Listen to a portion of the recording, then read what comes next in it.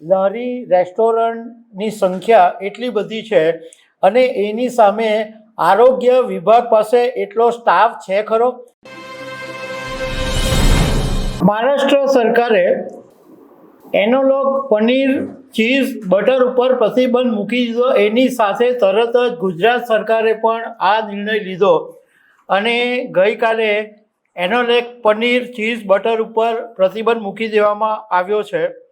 તો આની શું અસર પડશે? રેસ્ટોરન્ટમાં પનીર મોંઘું થશે?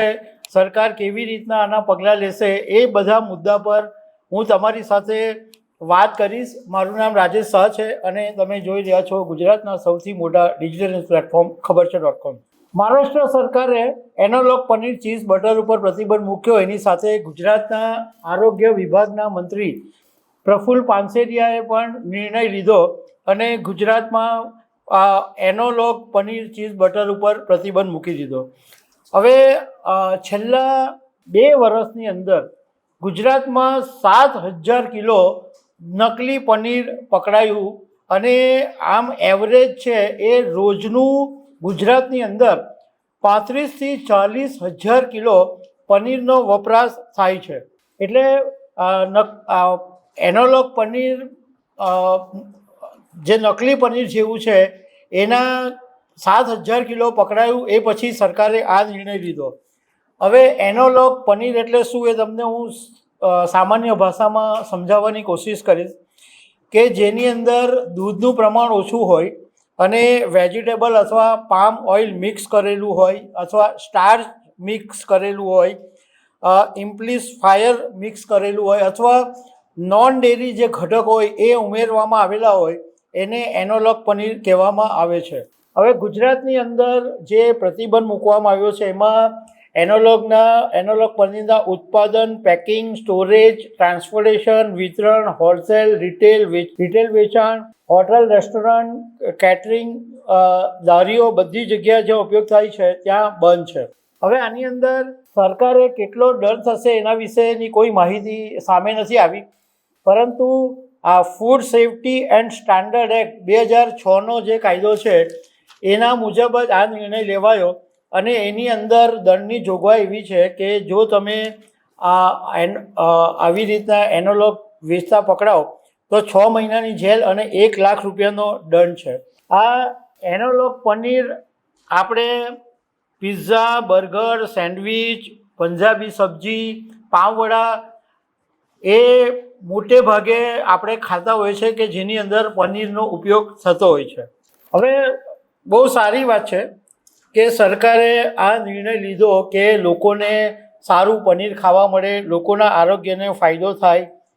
પરંતુ આમાં સવાલ ઘણા બધા ઊભા થાય છે કે પહેલો સવાલ તો એ ઊભો થાય કે ગુજરાતની અંદર લારી રેસ્ટોરન્ટની સંખ્યા એટલી બધી છે અને એની સામે આરોગ્ય વિભાગ પાસે એટલો સ્ટાફ છે ખરો કે આ તપાસ કરવા જાય કે કોણ એનોલોગ પનીર બટર વાપરે છે કે નથી વાપરતું. ગુજરાતમાં દારૂબંધી છે પરંતુ દારૂ બધી જગ્યાએ વેચાય છે એવું આમાં પણ થાય તો કદાચ નવાઈ નહીં લાગશે.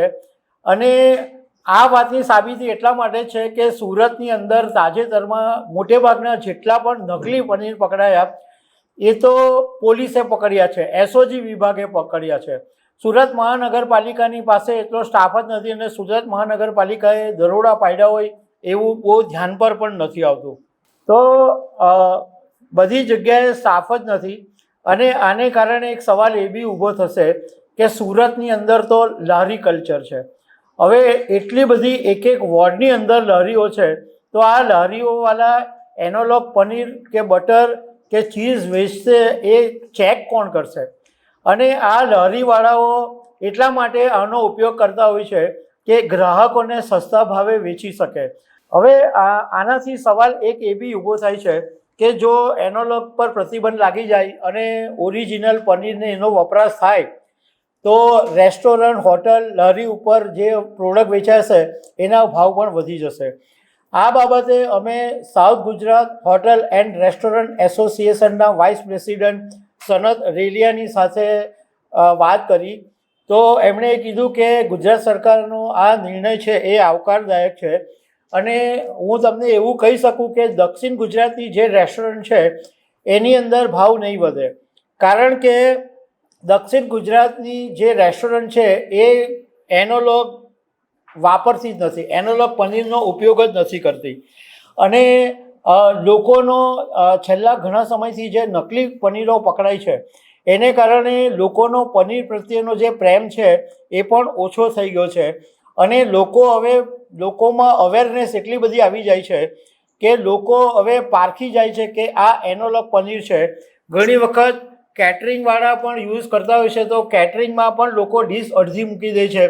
હોટલ રેસ્ટોરન્ટમાં પણ એવું બને છે કે લોકોને ખબર પડી જાય કે આ એનોલોગ વાપર્યું તો ડીશ મૂકી દે છે. એટલે દક્ષિણ ગુજરાતમાં હોટલ રેસ્ટોરન્ટવાળા નથી વાપરતા, પરંતુ ગુજરાતમાં ખાસ કરીને સુરતની અંદર લારી કલ્ચર એટલું મોટા પર વ્યાપક પ્રમાણે છે અને આ એક અનઓર્ગેનાઇઝ સેક્ટર છે.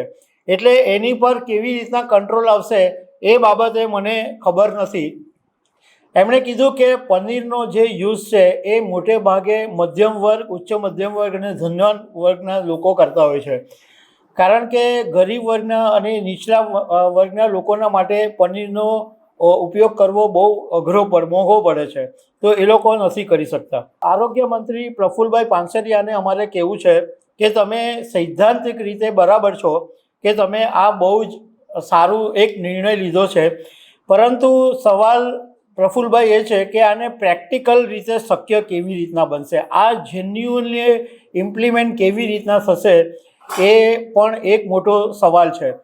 કારણ કે આટલા મોટા સેક્ટરની અંદર તમારે આટલા બધા અધિકારીઓ ચેક કરવા જાય અને કારણ કે નકલી વેચીને પણ વધારે પૈસા આ લોકો લેશે.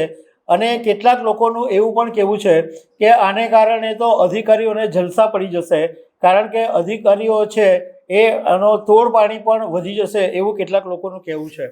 તો દર્શક મિત્રો, આવા અનેક અપડેટ સાથે મળતા રહીશું. આભાર.